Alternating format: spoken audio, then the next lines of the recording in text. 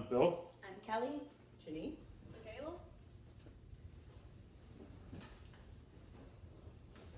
Imagine a large group of employees in a company working long hours, some of them far from home, going to school full time, and helping bring in millions of dollars for their employers. Now imagine that these employees see none of the revenue that they help bring in.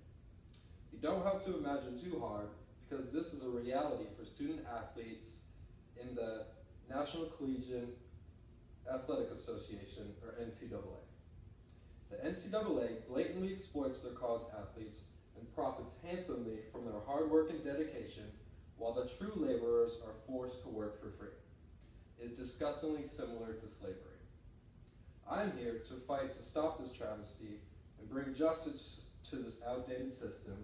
By the end of this speech, I'm confident you will join me in signing a petition urging the NCAA to compensate their student athletes. Now let's be clear. I am not petitioning to compensate every single student athlete, only those whose sporting events are televised, mainly Division I athletes in large conferences such as the SEC, ACC, or Pac-12.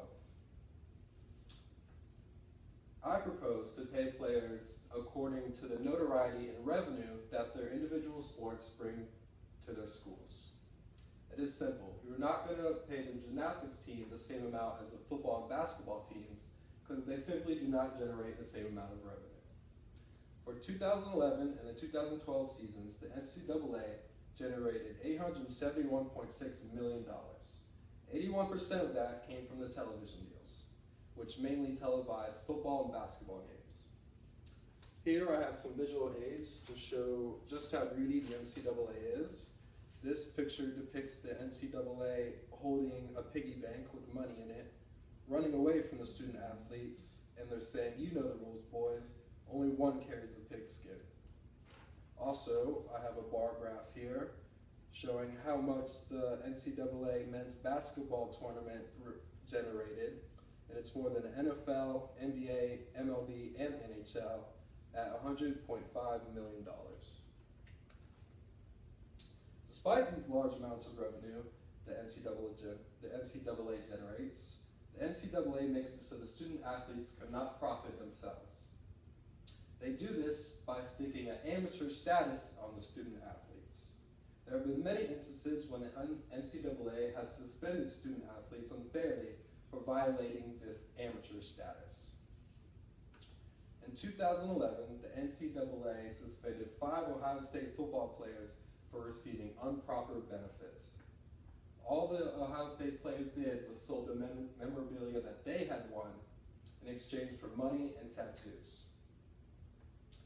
In the same year, A.J. Green, a star wide receiver for the University of Georgia, was forced to sit out 4 games because he sold the own shirt off his back in an effort to pay for a trip that he could not afford. The NCAA for many years has made DVDs and video games with the player's likeness on them, while the players do not see any of this revenue. Ed O'Bannon tried to change this. Ed O'Bannon was a part of the 1995 UCLA National Championship basketball team. Today, he is a used car salesman who struggles to feed his family. Ed O'Bannon attempted to sue the NCAA because they still profit off the DVDs that he has played in. As Andrew Sharp points out, that until about 30 years ago, the Olympics struggled with the same issues. They overcame this when the international community came together and made the smart decision that it did not make sense for the best athletes in the world to take a vow of poverty just to remain amateur. Now, the opposition to paying college athletes will say a free education is enough, but in many cases, it is not.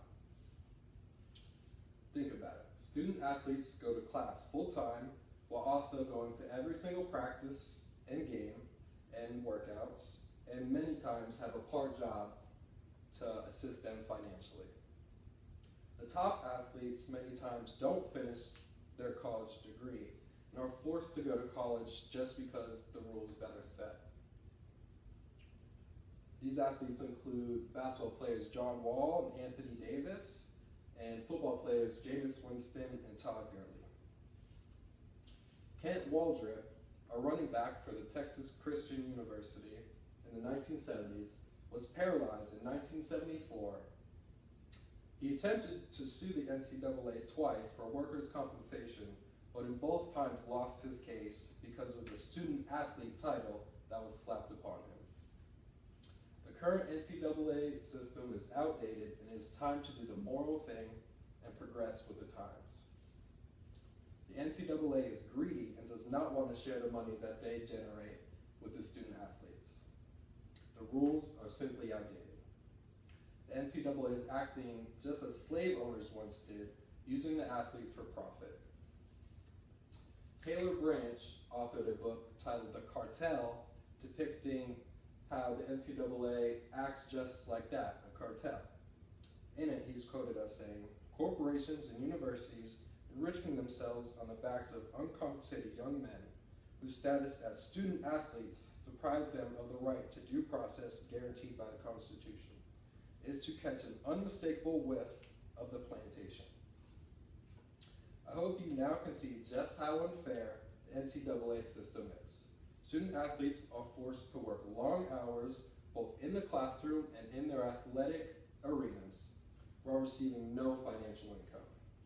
Meanwhile, the schools, athletic conferences, and NCAA in particular rake in millions of dollars for themselves.